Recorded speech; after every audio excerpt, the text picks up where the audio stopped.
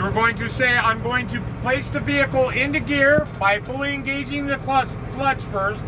You place the vehicle into second gear. That's the gear we use. If you're not hauling a heavy load or any loads in this vehicle, we don't need to use first, it's too low. So, place the vehicle in low gear or second gear. We're going to release the brakes to the trailer by pushing in the knob, that's the red knob, and we're going to release the clutch and let the vehicle tug against the brakes that are being held on the tractor. It's called the tug test. So as I release the clutch, you'll feel and hear the tractor start to tug. So I say my tractor did not move. This is a good test. I'm now going to engage the brakes of my trailer and release the brakes of my tractor. Again, I'm going to release the clutch without putting my foot on the accelerator at all. I just release the clutch, wait for the vehicle to tug, and it did. So my tractor brakes held. This is a good test. Next, I'm going to release both my tractor and trailer spring brakes with the vehicle in low gear and my foot on the clutch. I need to roll the vehicle, so I'm going to do my rolling service brake check. I'm going to tell the examiner I'm now going to perform the rolling service brake check. When I'm going to bring the vehicle to no more than 5 miles an hour, and you're only going to have about a 10-foot space to do this in anyways, so you don't want to go fast. When I bring the vehicle, in my rolling test, you're going to say, when I roll the vehicle, I'm going to apply my brakes.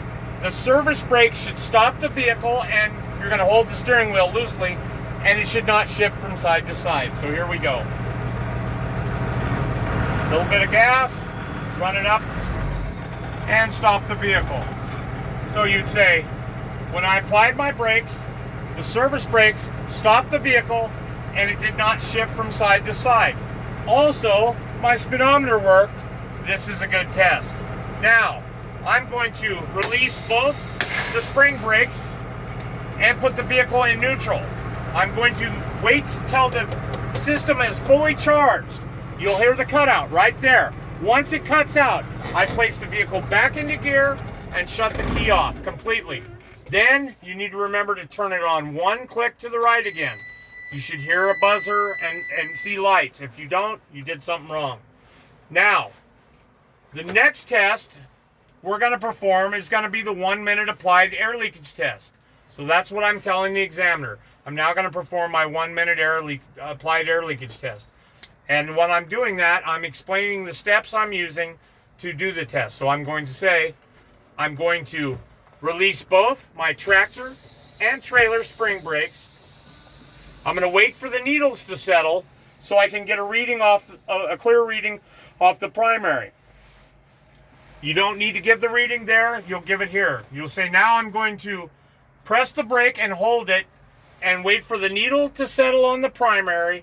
When the needle settles, which takes about 10 to 15 seconds for it to settle, you're going to give the reading where the needle settled at off the primary to the examiner, then you'll press the start button on your stopwatch, holding the stopwatch where both the examiner and yourself can see the stopwatch. You're going to wait for 1 minute, then you're going to push the button to stop it and release the brakes, give the reading from the primary. If the needle moved from whatever, say 90 psi, you need to tell him, my needle moved from 90 to 89 psi. But we'll get into that. So, again, you're going to tell the examiner, after pushing in those and waiting for the needle to settle, you're going to say, now I'm going to press my brakes and do so. And I'm going to wait for the needles to settle. So after about 15 seconds, I can clearly see that my needle has settled at about 88 psi on my primary. This hash is 100. This hash is 75. So every hash that's on the primary is in increments of 25 psi. So once my needle settled at 88, I start my test. Now I need to explain the parameters of the test. So for a single axle vehicle, straight truck or bus, with the brakes applied, there should be an air loss rate or air leakage rate of no more than 3 psi in 1 minute.